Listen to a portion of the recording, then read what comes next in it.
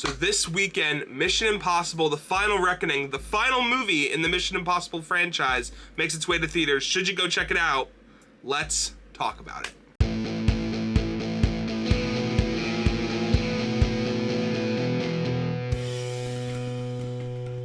So last night I had the chance to go see Mission Impossible: The Final Reckoning.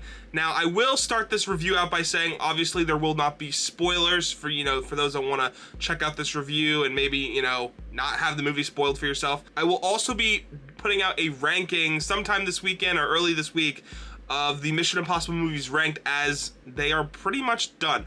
They're not 100% confirmed. Like Tom Cruise has kind of alluded to the fact that like this series is done. And if you've seen the movie, it makes, it's the perfect ending. I don't think I would want them to ever make another Mission Impossible. It's perfect the way it ended. They really should end it right there.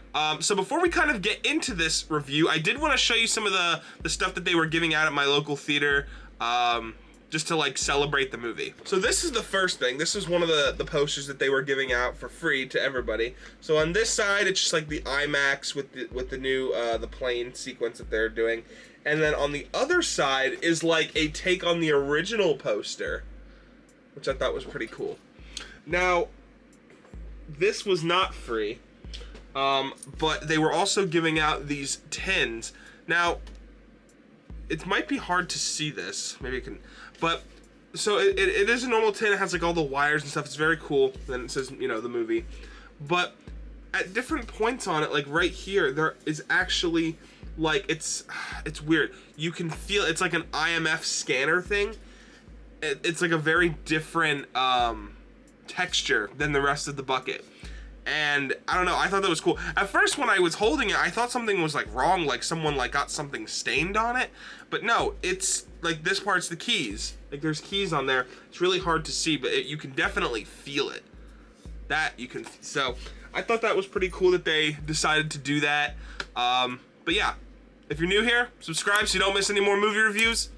Let's dive into Mission Impossible: The Final Reckoning. So the first thing I very much want to talk about in this movie is the stakes and the tone of this movie, because for me, this is the biggest stakes and best tone of any of the Mission Impossible movies. I think it really builds a sense of this is the final Mission Impossible movie.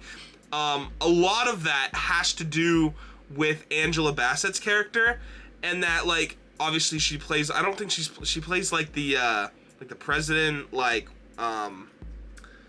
giving all these orders and stuff. She almost is the whole reason why a lot of this movie feels so doomsday. It feels just, again, like the final movie.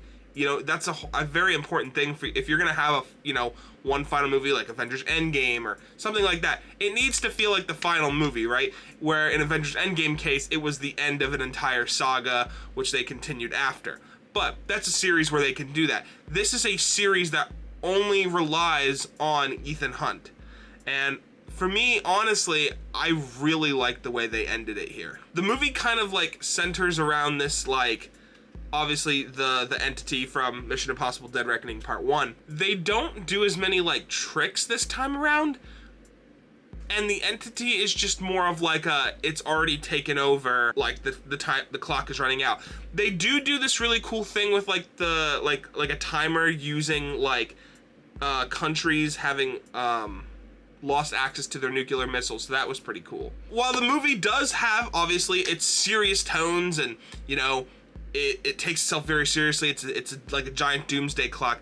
There are little moments which are very well placed for humor, and I'd say it's probably one of the more funny Mission Impossible movies. There were a few jokes that I thought in there that were pretty funny. There's also a bunch of references in this movie, which obviously I won't get into for non-spoiler reasons, but they really jam-pack this movie, including some of the main plots, with stuff from Ethan's past that just really made this feel again, the final movie. It's all coming together, or the tagline says in this movie, it's all led to this. So I thought that was really neat. So of course the action is incredible, which you already knew this. If you know anything about any of the Mission Impossible movies, you'll know that Tom Cruise always does his own stunts, and it's no different in this movie. Now, I will say, this movie does not, it doesn't have as many, like, what would you call it, missions that he goes on specifically. There's two big ones, and then there's like a bunch of small ones, right? The two big ones are vastly different in terms of like just feel, whereas one's like very, you know, like they gotta be very careful and intricate, and the other one's just kind of like all out chaos. I do want to touch on this quick. I kind of did at the very beginning of the video, but Angela Bassett was definitely one of my favorite characters in this movie. Again, she just does a really good job of playing the part of like, while Ethan's out, you know, doing his thing, she's playing the part of like, well, like what's the, like she plays the part of like, what's gonna happen to the rest of the world if this doesn't happen. And in a lot of movies, they do this thing where it's like, even though like the world's gonna end, they'll do it like, oh, well, we don't have to like get prepared because Ethan's gonna save us all. Well, something that they did really well in this movie that I appreciated was they do act as if he's not going to do it. Like, they almost like have a completely separate plot of like, oh, you know, should we, like, there's this whole thing comes up about like, oh, like, can we choose who we save, or like, should we be in control of the entity, or that kind of thing, right? And it really just starts to make you think like, oh my god, like, is Ethan not gonna, you know, like, is this going to be like a bittersweet ending? And it was really cool because you really, a lot, like I said, a lot of times in movies when there's like a big doomsday thing, it's just always up to the hero. And there are times in this movie when you can see that like they start making preparations for other things. And I really liked that. S.A. Morales, who plays Gabriel, delivers a really good performance, but he's not your typical villain either. He's fun, smart, but he's very quiet and just like makes his moves kind of like in the shadows and doesn't like announce everything he's going to do, right? There are points when he does do that, you know, but like a typical Mission Impossible villain, but a lot of the stuff he's doing is just like staying one step ahead of Ethan Hunt's team, and he actually does quite a bit of damage just to the IMF in this movie. The whole cast in this movie is really good. I could, you know, talk a bunch just about how each individual character, like Palm Clentiff, you know, all these different characters, right? The one last one I do want to mention, other than our main star, was Haley Atwell. I feel like in Dead Reckoning Part 1, they introduced her very well and she became part of the IMF.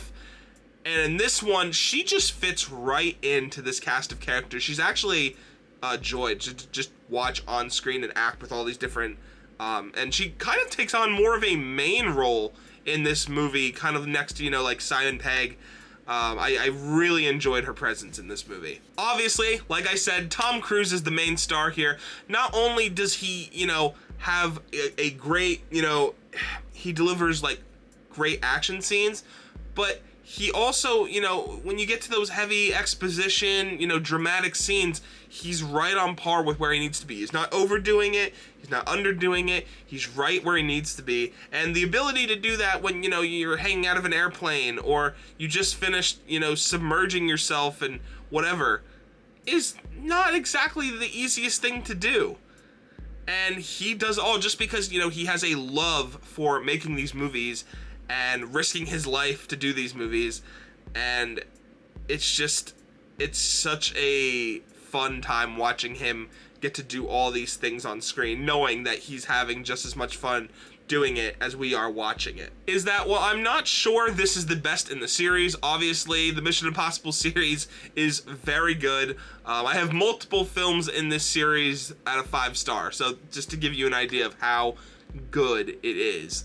But it is most definitely the perfect way to end this series, and that's the best I can say about it. The one mixed thing I will say about it is that the first like 30 minutes of the movie do start off kind of slow, and if you're someone, you know, that has maybe a short attention span, that might get to you. However, as I continued to watch the movie, I don't think you heard me mention, you know, tone, theme, how those really play a big deal in this movie. I mean, they really amp up just how important everything that's going on is, right?